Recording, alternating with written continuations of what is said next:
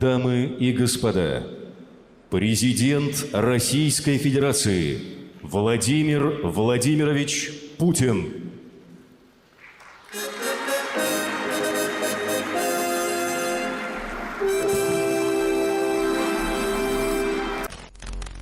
Authoritarian kleptocracies, it appears, are not very good at dealing with a public health crisis. Confirmed COVID-19 cases spiked in Russia in the week since our last podcast. In fact, in the past week, they have quadrupled from over 1,000 to more than 4,000 at this moment. Exponential growth, it appears, has come to Russia. And as this pandemic gets increasingly real, Vladimir Putin and the regime he leads appear stuck between two contradictory impulses. On one hand, avoiding responsibility, retrenching, and delegating authority, and on the other, using the crisis for maximum political benefit. And this schizophrenic response is evident both at home and abroad. Hello from my condo in Adams Morgan in Washington, D.C., where I am observing federal and local self-isolation guidelines, and welcome to the Power Vertical Podcast. My name is Brian Whitmore, Director of the Russia program here at SIPA. And joining me from his home in Alexandria, Virginia, is former U.S. State Department official and veteran Kremlin watcher Donald Jensen, a senior fellow and editor-in-chief here at SIPA, and a lecturer at Johns Hopkins University. Welcome, Don. Joining us from Cleveland, Ohio, where she is hunkered down for some reason, is Maria Snegovaya, an adjunct fellow here at SIPA and a postdoctoral fellow at Johns Hopkins University. Welcome, Maria. When I think of places I want to shelter in place, Cleveland doesn't usually come to mind. No dig on Cleveland there, but anyway, welcome back, Maria. Thank you, Brian, for having me. Yes, I decided to explore unusual places and localities in the United States in these unusual times. It's good to get out of the beltway sometimes. So let's start our discussion with two contradictory trends I have noticed, right? Putin has shied away from declaring a state of emergency in Russia.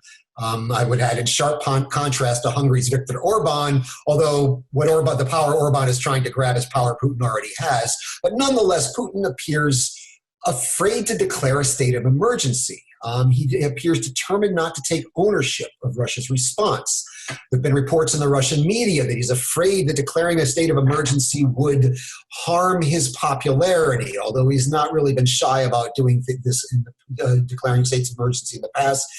He put Moscow Mayor Sergei Sobyanin in charge of the national response, and in an address to the nation this week, he indicated that more power will be devolved to the governors. This is leading to what Alexander Yakovenko called the parade of coronavirus sovereignties taking place throughout Russia. So you have this de-evolution of authority going on here, creating this weird new federalism. And at the same time, though, Putin signed new legislation imposing 5-year sentences for spreading fake news about COVID-19. And predictably, that appears aimed at those who have criticized the official response. Anastasia Vasilyeva, a doctor who accused authorities of lowballing infection numbers and forcing medical workers to treat patients without protective equipment, has reported being visited repeatedly by law enforcement. In several cities, including Moscow and Nizhny Novgorod, are now requiring Q-code passes for people to leave their homes. Maria, what do you make of this contradiction? Am I correct in pointing this out? Do you see the same thing? And if so, what do you make of it? So one important, thank you for that great outline, Brian. Now, one important point, I think, for our audience to explain why the Kremlin does not introduce this emergency situation is primarily because that would make the government responsible for direct payments to the institutions and enterprises, people that became victims of this emergency situation. And apparently, as it seems to be for now, following from the Kremlin policies, they really don't want to overpay and want to overspend. They might be concerned that there is worse times coming, or they might be more concerned about saving this money for their own cronies. But whatever the reason, they're not lavishing Russians with social support in these times, which actually provokes some unhappy situation. It's also unfortunate that the current regime that's been introduced, the so-called holidays of vacation up until April 30th, they actually are not, this regime is not really regulated by the law. So no one really knows what exactly it means, and that's, once again, not the first time that Russia finds itself in a situation that's not very legally binding or straightforward. That's not to say that Russia is a society that typically abides by the very straightforward rule of law, but this is even more vague than before. At the same time, my reading of Putin's policy actually is less negative that many commentators that commented on this. I actually view that as quite a rational response. I don't necessarily see that being very weak, because as Putin, you have two goals. You have to do something, right? And also you have different constituencies. Some of the constituencies that you want to stay loyal to you, and these tend to be, lower income groups, most of the time smaller localities, not big regional centers, but rather smaller ones. And there is groups that are already, social groups that are already lost to you in the long run. We know that, for example, big millionaire cities are commonly in opposition to Putin. Recently, a poll actually shows that society, the Russian society as of now, is divided pretty equally as to into two groups. Half, 47% want Putin to stay in power, and about the same share of the population does not want him to stay in power. So this polarizing divide is deepening. And so those who are already lost to Putin, he doesn't want to cater to. So what do we see? We see that holidays or vacations, instead of quarantine, actually force business not to fire anyone. That means that the businessmen are the suffering side, but the businesses are also, the independent businesses, the ones that are not connected to Kremlin, have never been Putin's, at least in the recent years, have not been Putin's support group. At the same time, the social groups that are more vulnerable, lower income groups, Putin's main concern, they are not going to be fired as a result of these policies. They're going to stay employed. And unemployment has always been a huge concern for the Russian authorities. If you look historically, they always actually made sure to preserve high employment levels. Partly because the people have nowhere to go in these distant regional localities, and also because the payments for unemployment benefits are very low in Russia. So essentially, killing two birds with one stone. He's going to explore, he's going to again save the social groups that they're primarily his support groups. At the same time, he's going to probably make even more vulnerable, undermine the businesses, the independent businesses that his enemies, political enemies in the first place. And also don't forget that at least 70% of the Russian GDP is produced in the state sector, that we know that the state companies will definitely abide by the laws, and they probably will get some funding to pay people. So this is how I see this policy, and I think it's actually quite rational given the regime's survival interest. How would you explain Putin's absence, and not total absence from the public, but he's been noticeably not visible? He's made two speeches to the nation since this happened. Quite frankly, they both looked kind of awkward to me. He looked uncomfortable. It wasn't the normal, confident, arrogant Putin that we're accustomed to. So how do you, in this delegation to regional authorities, it seems like he does not want to own this crisis. Do you get the same impression? And is that possible, given the whole culture of ручное управление, or manual control, that you've had under Putin? There's a funny joke appeared. If you remember, in the early 1990s, Yeltsin was rumored to say to the region, take as much sovereignty as you want. And now, yes, in this current situation, it's been replayed as Putin saying to the regions, take as much coronavirus as you want. And in this sense, it's true. No, you're absolutely right. He's trying to isolate himself from this major crisis. We saw that in 2018, he actually acknowledged some responsibility for the retirement age increase, and that created a major blow for his support population-wide in the very paternalistic population. This is an extremely unpopular policy, and he still has not recovered. In fact, the erosion of his support continues, and I just referenced this Levada ratings that show the same thing. However, again, this delegation of unpopular measures to the level of regions is not unheard of. In fact, Putin has the Kremlin has consistently done it, or the federal center, shall we say, throughout the last decade. Natalia Zubarevich, she's a famous regional sociologist in Russia, she always pointed this out. So remember 2012, when Putin came to power with these lavishing promises to the population of extra payments that became known as May decrees. All of those May decrees essentially were delegated, the implementation of the spending policies was delegated to the regional level, and some of them, by the way, have not been completely performed until now because regions didn't have enough money. Many of the regional budgets, as a result, went bankrupt. But in the long run, it worked for Putin. Definitely, it's an attempt to say to do the same thing. And also, Russia is a huge country, so I don't think it's necessarily wrong to assume that the policies that are imposed in Moscow may not be the best idea to replicate that in Vladivostok. But the main reasons he's doing that are no doubt political, and I think it's too early to assume that he is losing this battle. We'll have to see. I also think that current opposition in Russia has been saying that Putin has completely abandoned population. He did not really outline any redistribution policies in his last address. But I think those are, at least in some part, are going to be coming. Probably not large, and probably, as I said before, primarily targeted as his key constituencies, key support groups from smaller cities, from lower income groups, but they will be there. So it's not the end, and that's why it's a little bit hard to analyze. Overall, Putin certainly is aware that his popularity is declining, and these policies are a reflection of this approach, trying to make himself insulated of this crisis. Of course, it's not going to work out entirely. Don, I'm going to bring you in here. I mean, please. on the federalism question, Maria, I would agree with you. But to see true federalism in Russia would be truly unusual, quite frankly. And Don, bringing us back to our youth, back to the 90s.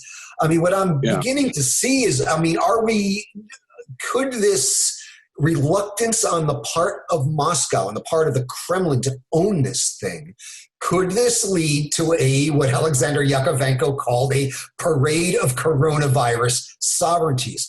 At least a third of the regions have delayed the draft, number one. Number two, Chechnya has kind of sealed off its borders to the rest of the Russian Federation. Is there a risk here to the regime? Yeah, Brian, first I want to make a comment on Maria's very impressive summary of Putin's intentions. Yes, Maria, I agree factually with almost everything you said. However, I do think he, as we've seen several times recently, he was taken by surprise. The speech was not particularly effective, I thought. And yes, he's conscious of his constituencies, as you said, but I think the impression given that he's sort of out of it, that he's distanced himself from the country is not necessarily a good one, even though we often say the Russian leader, the Tsar, tries to do that. So I think you're right in saying it's too early to tell, but I do not think this helps the priesthood of Vlas that surrounds sacral authority that surrounds Putin. Right. The response has been, I think, just relatively uncoordinated. And I think, Brian, you may want to get into the Kremlin debates about Sobyanin and everything else. On the issue of delegation and federalism, I think we have to keep in mind that we should not use the word delegation in the West. We say, in the way we do in constitutional law here in the West, a delegation is a very specific and legal thing, and this is more a seeping of authority downward or a seizure or whatever you want to call it, and it's not a legal delegation.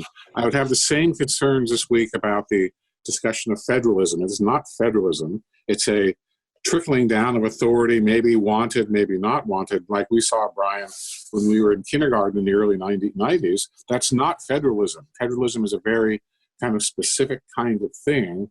And like the other issues we've talked about, and Maria, you and I have talked about it many times, issues like constitutionalism and separation of powers and federalism have very clear meanings, and this is not this. This is more de facto loosening of the system. Yeah, Don, I want to pick up on this, your point you made on the sacralization of power, the sanctification of power, because Ksenia Kadylova had a really interesting piece out this week arguing that the coronavirus is basically undercutting one of the chief Kremlin unwritten justifications for the Putin regime staying in power, and that is fear of the post-Putin future, right? It's undercutting that because people are actually getting, to an extent, getting a taste of this. Is this, I guess it's a question because I'm not sure what I think yet on this, but is this desanctifying power? Is this exposing the emperor's nakedness, if you will? Maria, what do you think? I think that overall it's a blow in the situation where Putin's approval has already been in the long-term decline.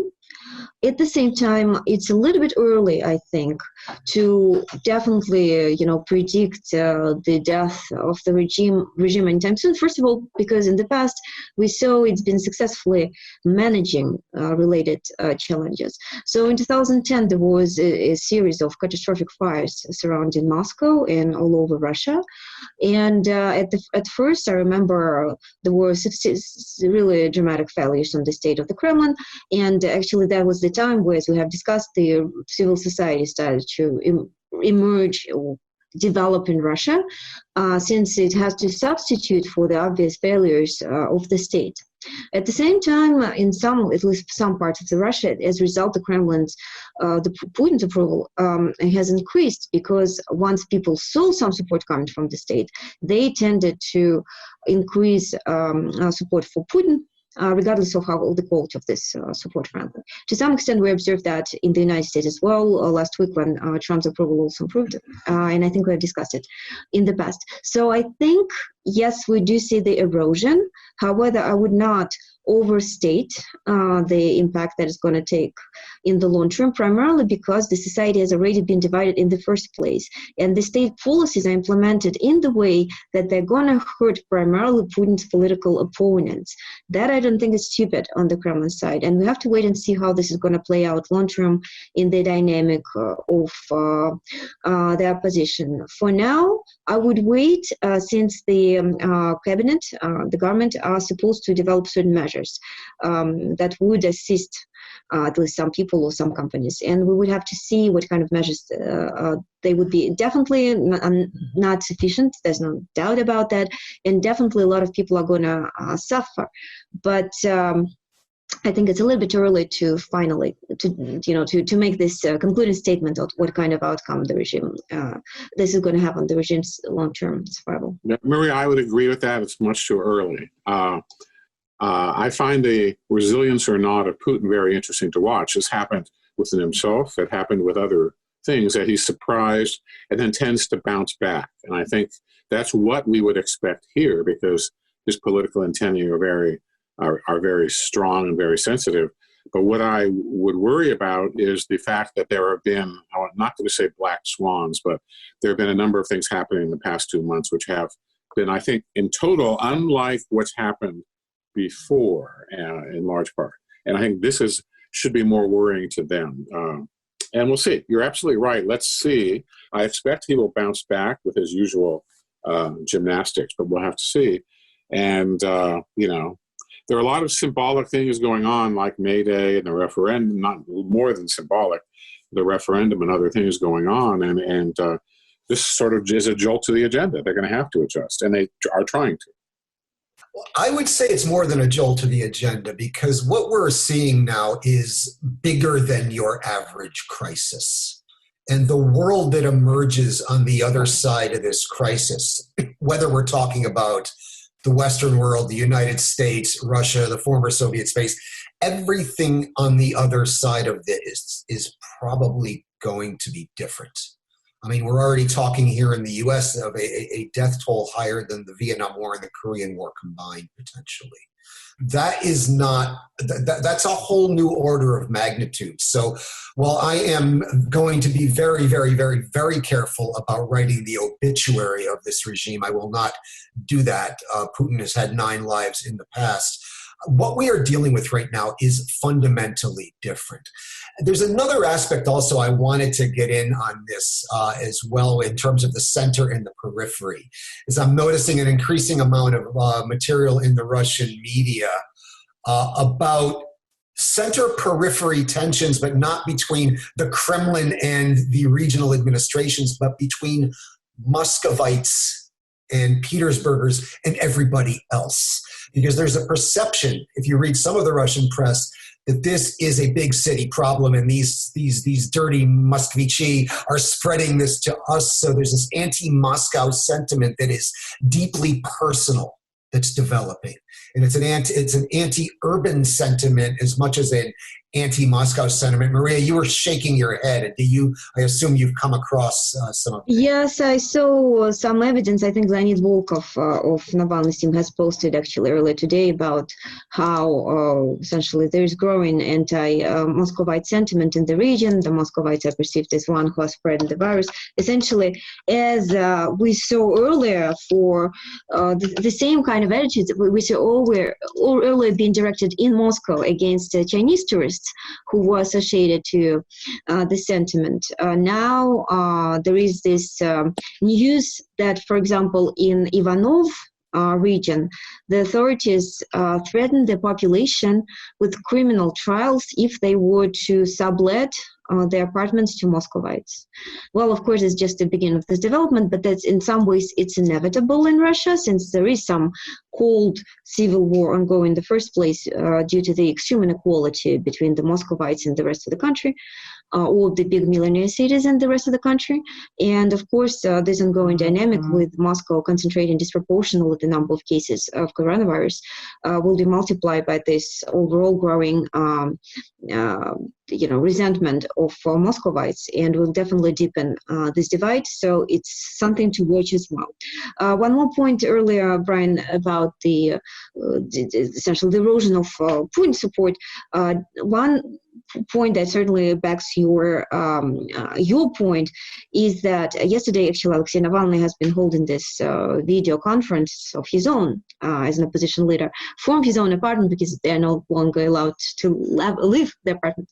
And it actually got an unprecedented number of views for a live stream. It's, I think, 150,000 views, which is a lot of more than ever before, despite the relatively low quality, he says, of that conference. So that's definitely an indication that there's a lot of frustration and people really are looking for some kind of alternative. 105,000 people during this stream. Don, did you want to jump in here? Yeah, this is another area where, like with our earlier discussion, which too early to tell. I think I was trying to work in the word vociferous tendencies just to impress you both. I think this will just reinforce the cultural divide, as Maria said, between Moscow and her hometown and the rest. It's too early to tell, but I think it bears watching as part of the many things in center-periphery relations, if I can use the word center, that have gone on in the past week or two. Extremely interesting, beginning with Sobyanin, but going down to the governors all over the country. Before we move into the second half and focus on the foreign affairs, there is kind of a meta, kind of macro issue I wanted to kind of throw out there, and that is that this, with oil prices going, maybe south of $20 a barrel, which is the lifeblood of the Russian economy, there cannot not be serious implications for this. The way I usually look at this is there are 3 baskets of places that resources have to go in Russia. You have to feed the kleptocracy. You have to feed the imperial ambitions, which means the military. And then you have social welfare. And when you have an expanding pie and high energy prices, you can feed all 3 of those baskets very easily.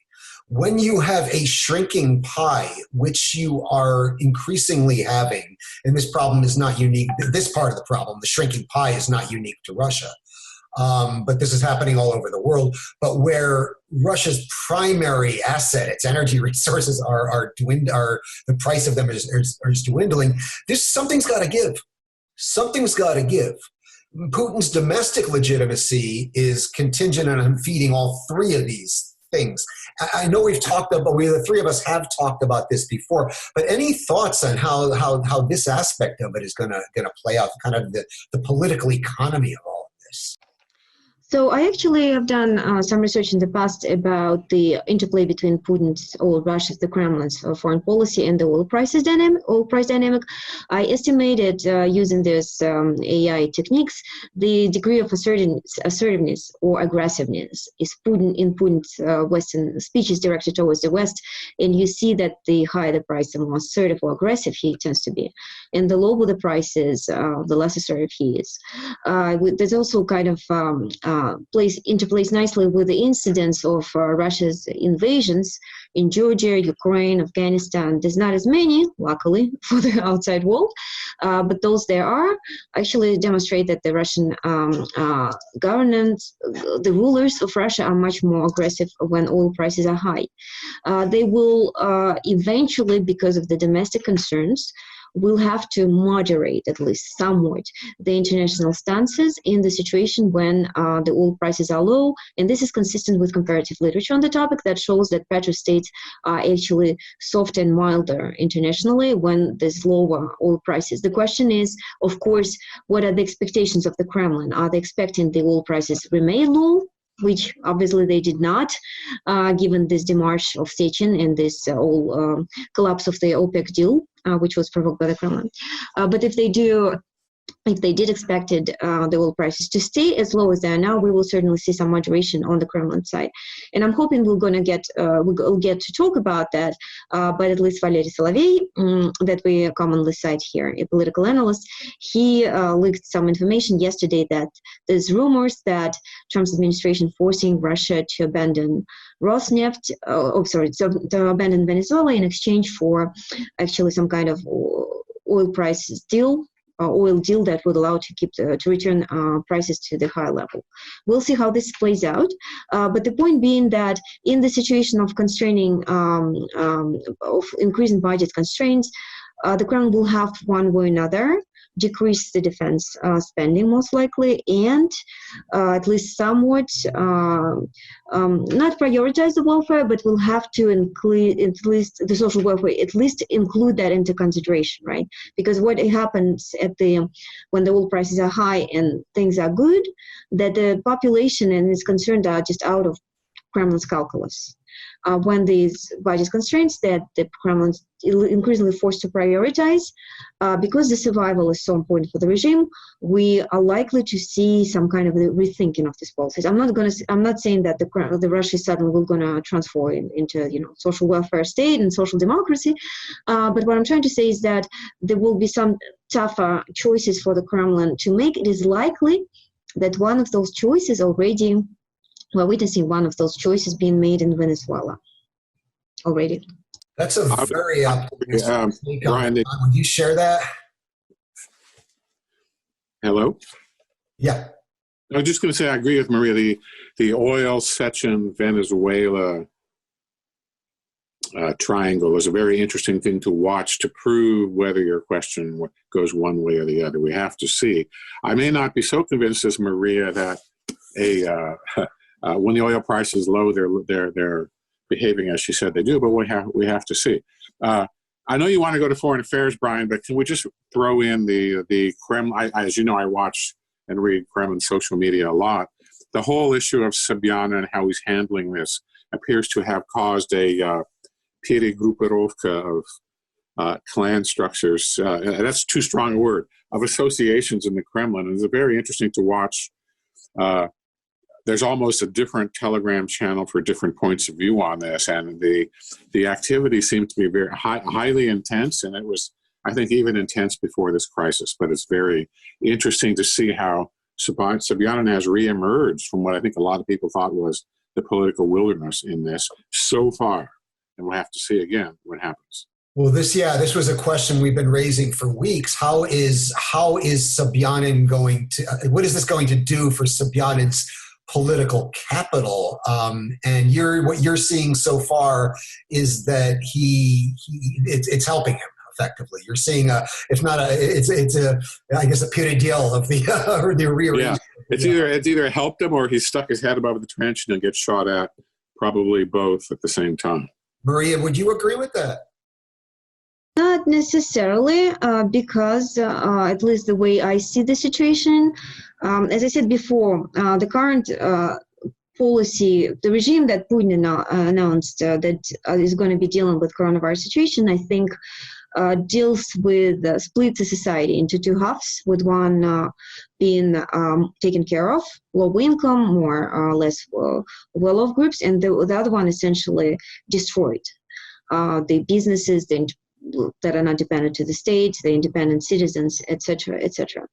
And I think that these groups and Muscovites are definitely belonging to these opposition groups, the ones that are considered Putin's enemies. I think they're going to be prosecuted relatively harshly. And the policies that originally were announced in Moscow, lately a little bit scaled down. Essentially, this QR system that is supposed to track every single step of yours through your phone, and would even issue you a permit to leave your apartment, even if, I don't know, if you want to go to the grocery to purchase some milk.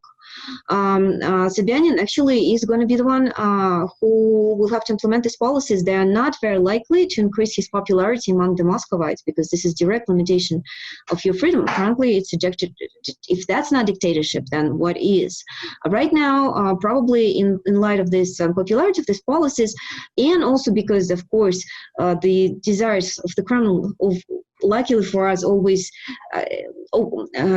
come before the capacity to implement those. They had to scale down probably because they just didn't have this application on the technological devices or the technological capacity necessary to implement this really in extreme measures, but they are very likely to be implemented.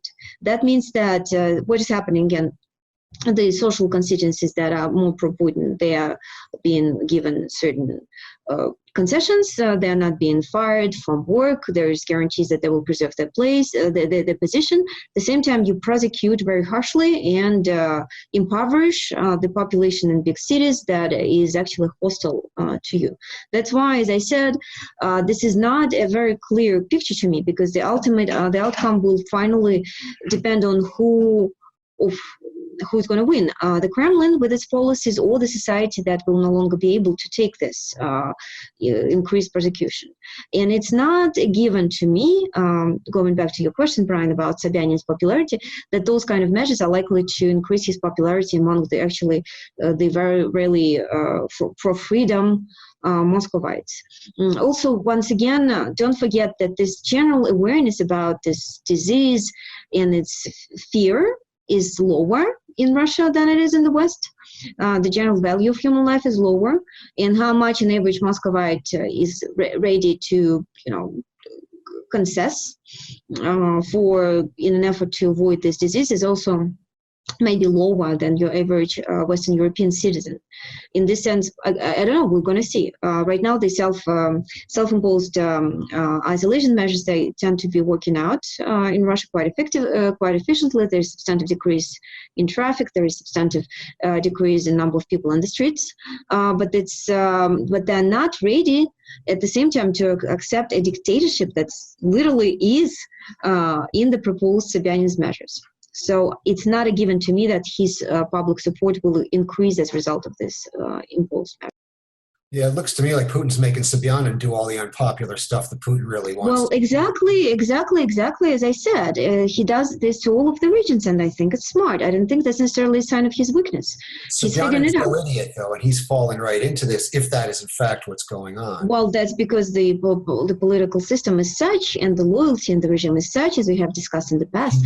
Then they have relatively no discretion, at least as of now. If the situation becomes worse, the regions, even the most loyal governors, are likely to start dissenting a little bit, just because there will be so much instability at the lower level. But as of now, Whatever dissent there was has been totally cleaned out of the system. The two remaining governors, by the way, they have just been fired. One of them is Arhangelsk region, is directly an effort again to ensure this loyalty. It's not a sign of the weakness of the Kremlin, as some have suggested, or not this, nor is it a sign that some of the governors are dissenting, and they're no longer willing to comply with Putin's demand. In fact, one of the governors is the Arhangelsk region. We have discussed it consistently in this broadcast as well. This is the area where there were large opposition protests related to this CS trash area. And this governor has been rumored to be ready to get kicked out for quite some time. It's just they were under normal circumstances, they would have done it closer to September, the general election date. Under these unusual, unprecedented circumstances, they are doing it faster. That is, again, definitely within the Kremlin's thinking. It is not a sign of weakness yet, as of now. So the system is doing what it's doing always, right? Nationalizing losses, privatizing benefits. Right. So in this sense, the losses are distributed at the level of the regions, and the Putin is going to try to preserve some kind of public support. The question is how successful he's going to be. Yeah, no, what I heard is that the Igor Orlov, the Arhangelsk governor, that he was going to have to prove himself in the April referendum by getting a good turnout for Putin. He's obviously not going to get the opportunity to do that, so they just got rid of him. Before we move on to foreign affairs, one more thing I did want to raise briefly is this case of Anastasia Vasilyeva, this doctor who's something of a whistleblower, who's been criticizing the official response, who has said the authorities have been lowballing the numbers. I believe she was the first one that brought these pneumonia statistics to light weeks ago, and is criticizing the authorities for forcing medical professionals to treat patients without personal protective equipment. They seem to be cracking down on her pretty hard, considering, I mean, is this just an attempt to make sure people don't get any bright ideas about civil society in the middle of this crisis at a time when Russia really needs civil society to fill the gaps the state's not filling? Any thoughts on that before we move on? Don or Maria? We see the fate of whistleblowers in a lot of countries, not just here. And I think that's all I'll say. Yeah. They certainly want to make an example of her. Would you agree, Maria? So I would say that we see happening exactly what has been happening in the past, that the Kremlin is after any signs of civil society trying to self-organize, because they view that as one of the key challenges, correctly view that as a key challenge, because the Kremlin, the idea of the state in Russia survives under this presumption that the society itself is absolutely impotent. And once the society is mobilizing and trying to show that it is actually potent and can survive without the Kremlin's very, consistent protection, paternalistic protection, this is actually a huge threat to survival of the whole legitimacy of the system. So they prosecute these people, unfortunately, and in part, it's also the part of this anti-disinformation, coronavirus disinformation campaign launched in Russia, where people who try to actually spread awareness about the situation are prosecuted. If the situation is so dire, indeed, as some of the analysts have pointed out, however, we are likely to see more and more of people at the local level trying to self-organize, to mobilize, and more prosecution on the authorities' side, at least regionally. And this is actually quite a chance for the civic society to demonstrate its ability if the Kremlin resources are in fact quite limited, as we suspect, and if they're going to be failing in this game. So this is something definitely to look at very, very closely. Okay, well, in a few moments, we will continue our discussion and look at how Russia's COVID schizophrenia extends to foreign policy. I'd like to remind you, you are listening to the Power Vertical Podcast. My name is Brian Whitmore, director of the Russia program here at SIPA. Joining me from his home in Alexandria, Virginia, is former U.S. State Department official and veteran Kremlin watcher Donald Jensen, a senior fellow and editor-in-chief at SIPA and a lecturer at Johns Hopkins University. Also joining us from Cleveland, Ohio, where she is hunkering down for some reason, is Maria Snegovaya, an adjunct fellow here at SIPA and a doctoral fellow at Johns Hopkins University. I'd also like to remind you, you can subscribe to the Power Vertical podcast on iTunes. You can read the Power Vertical blog and watch the Vertical video at CEPA.org. And you can follow us on the Twitter at Power Vertical.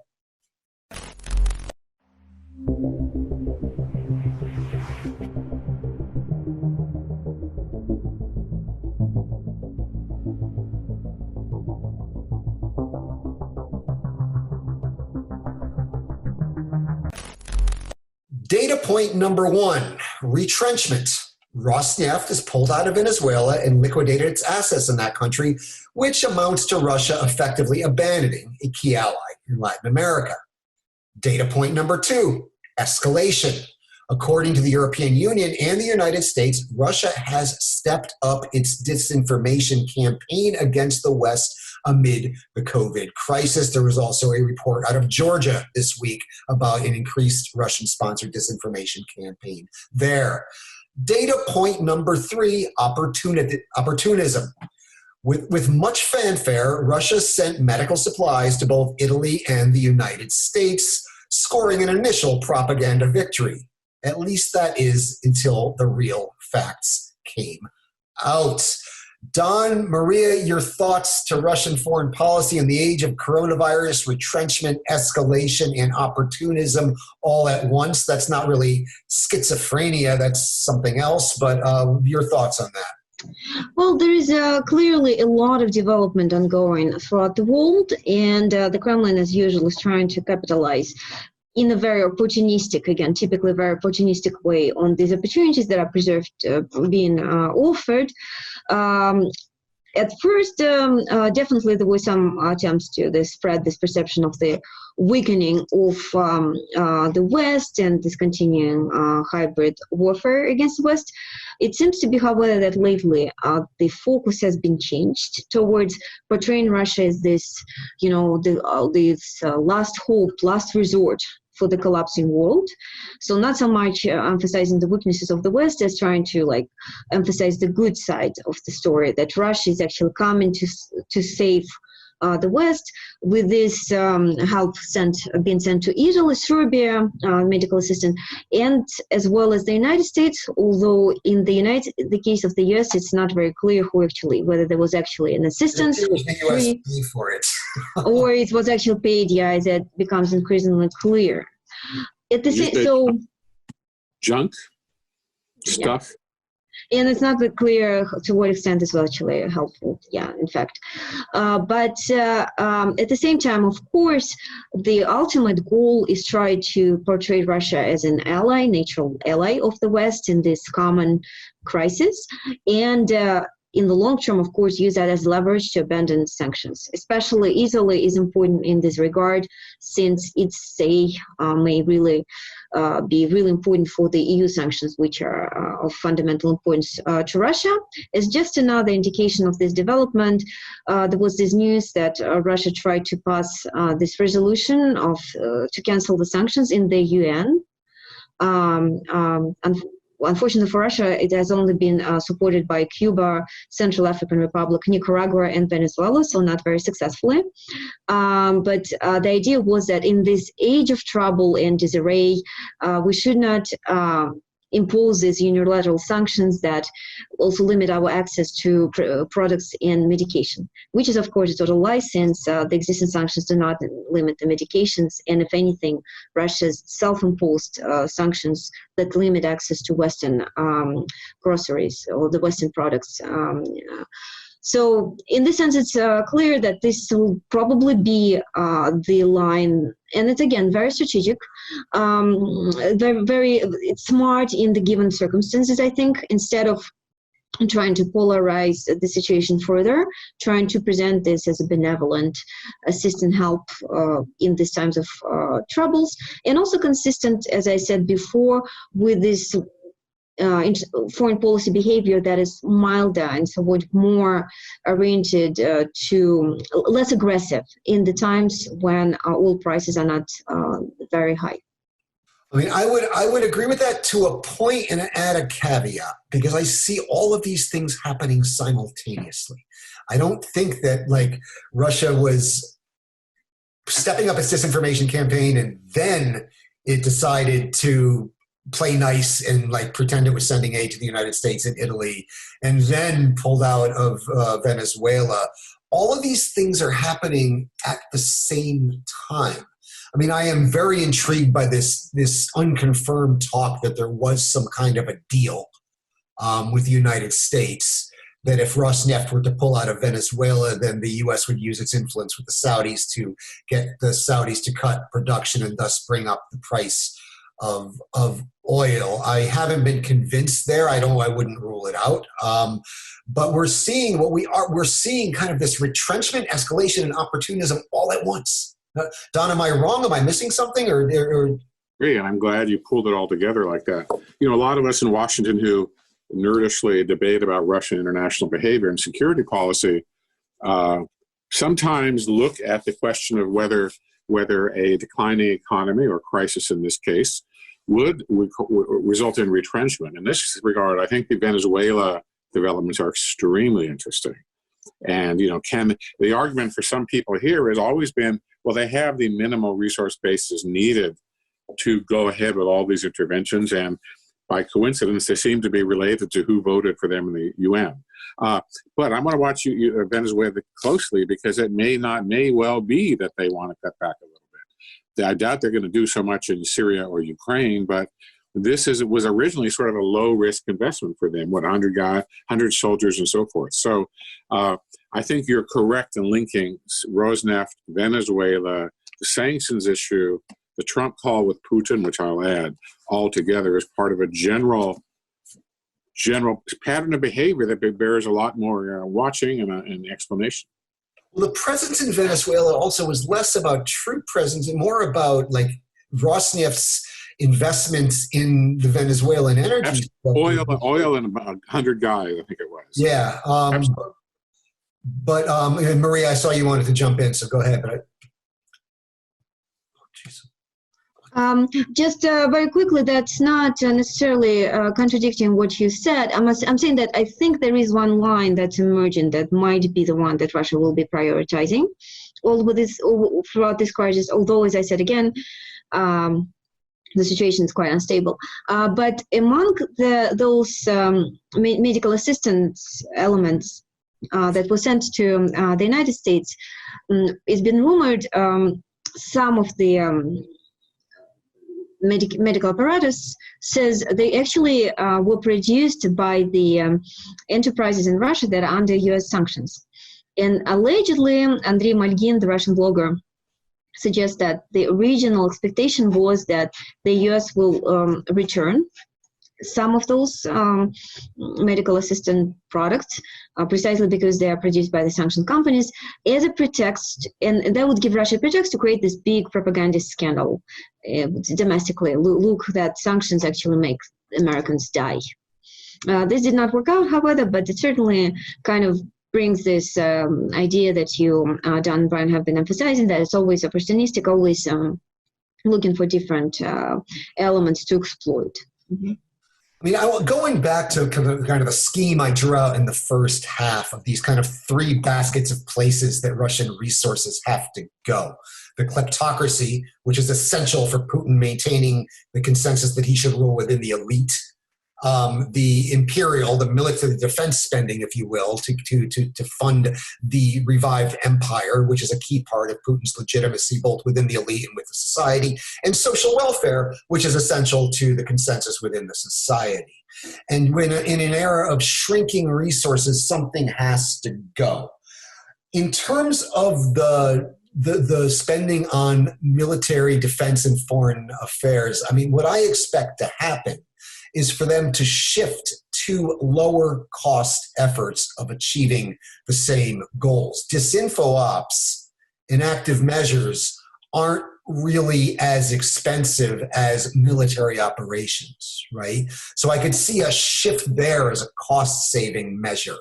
You could be having discussions within the elite about, I don't know how these discussions actually take place, but like, please steal a little bit less, if you would, in this time of crisis. We've seen this in the past, where Putin tried to kind of rein in corruption, and that may or may not free up the kind of resources that are necessary for social welfare. Just throwing that out.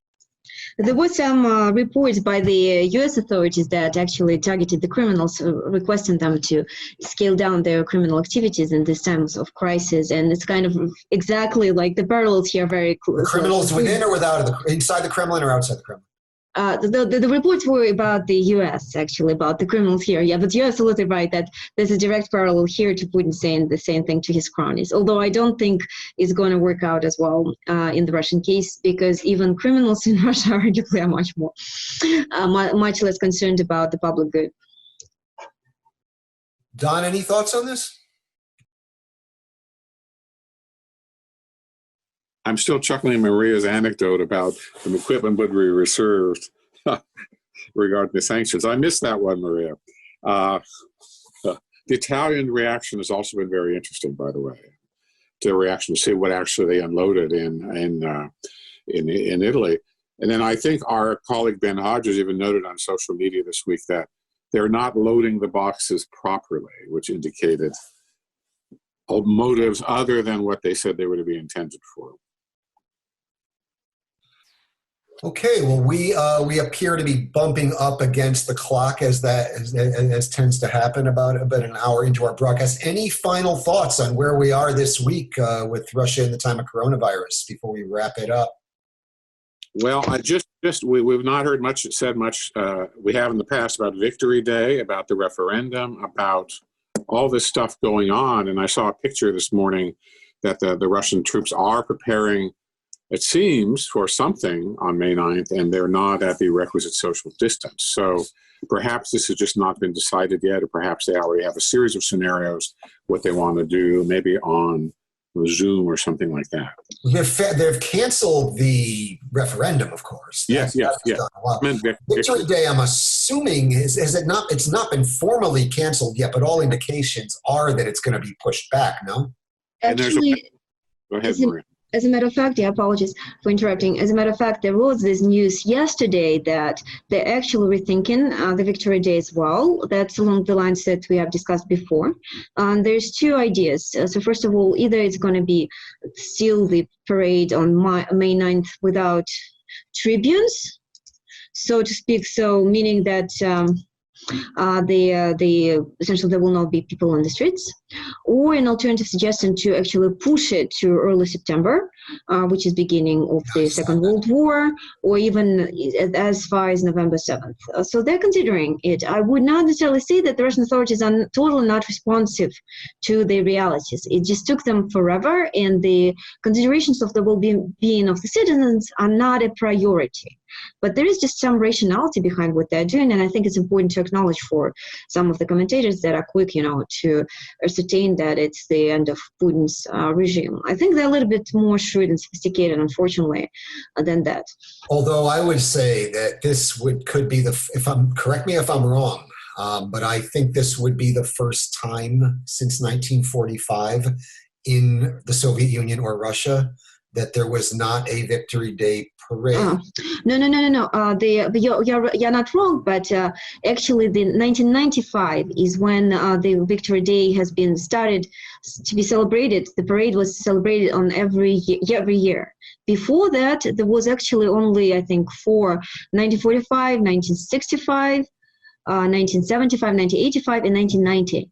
And actually between 1945, those 20 years, in 1965, 20 years passed without any parade. Stalin was not a big fan of the victory in the Second World War because he remembered way too well what price he had to pay for it and how bad he was performing during it. But that's a different discussion. So overall, it's not unprecedented for communist or Soviet Russia, but it is somewhat unprecedented for today's Russia starting at least 1995.